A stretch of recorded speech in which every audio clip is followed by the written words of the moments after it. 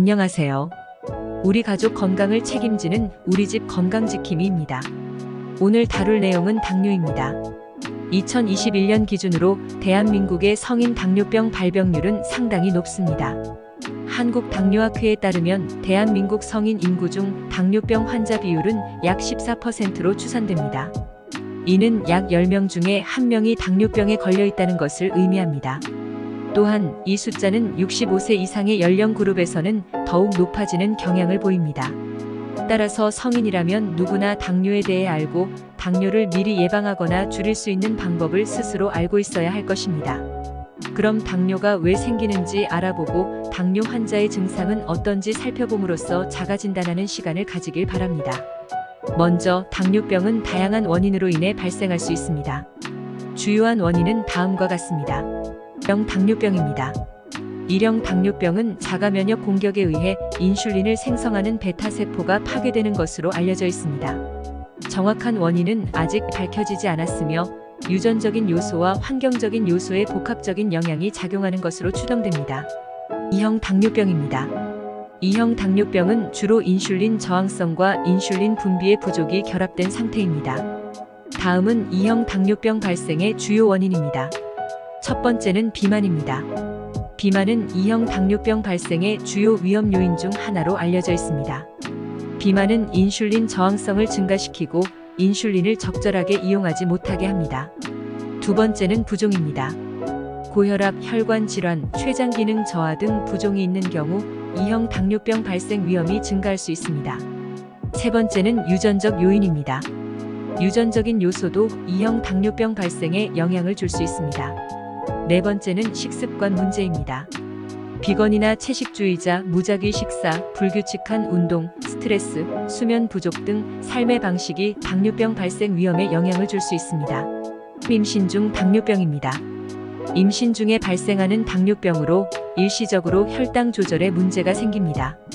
임신 중에는 플라세타를 분비하는데 이 호르몬은 인슐린의 효과를 감소시킵니다. 임신 중 당뇨병은 주로 임신 초기 혹은 임신 후기에 나타나며 임신 이후에 일반적으로 사라집니다. 4. 췌장 질환입니다. 췌장은 인슐린을 생성하는 베타세포를 포함하고 있습니다.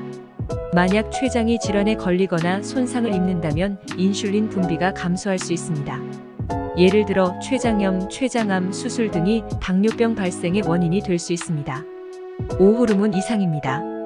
일부 호르몬 이상은 당뇨병 발생과 관련이 있을 수 있습니다. 예를 들어 부신 호르몬의 과다 분비인 쿠싱 증후군은 당뇨병을 유발할 수 있습니다. 6. 약물입니다. 일부 약물은 당뇨병 발생에 영향을 줄 수 있습니다. 특히 긴 시간 동안 스테로이드 약물을 복용하는 경우 인슐린 저항성을 증가시킬 수 있습니다. 7. 마지막으로 고령화, 인종, 가족력, 장기적인 신장질환, 간질환, 스트레스, 감염 등 다양한 요인이 당뇨병 발생에 영향을 줄 수 있습니다. 이러한 요인들은 당뇨병 발생의 위험을 증가시킬 수 있으며 개인의 유전적인 취약성과 상호작용할 수 있습니다.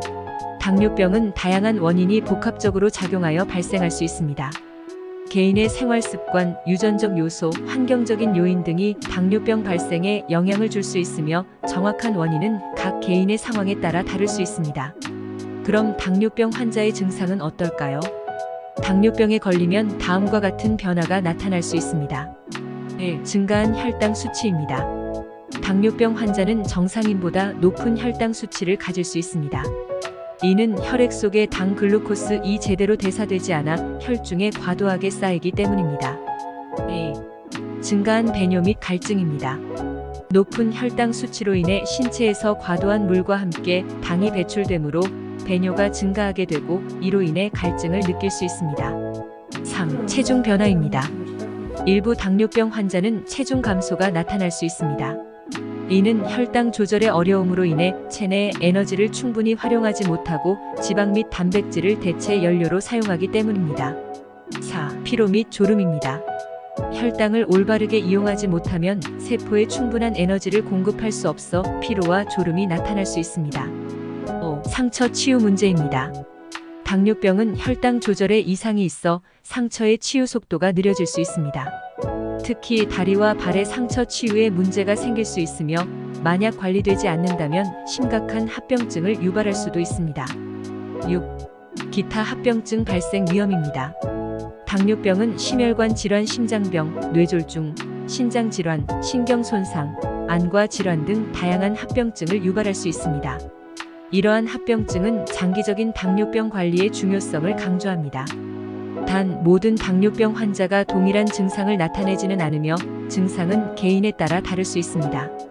따라서 증상이 의심되는 경우 의사의 상담을 통해 적절한 검사가 필요합니다. 가장 무서우면서도 흔히 볼 수 있는 당뇨에 대해 알아보았습니다. 나뿐만 아니라 우리 가족의 건강을 지키기 위해 꾸준히 노력해야 할 것입니다. 그럼 다음 시간에는 당뇨를 없애는 방법에 대해 알아보도록 하겠습니다. 영상이 도움이 되셨다면 구독과 좋아요 부탁드립니다.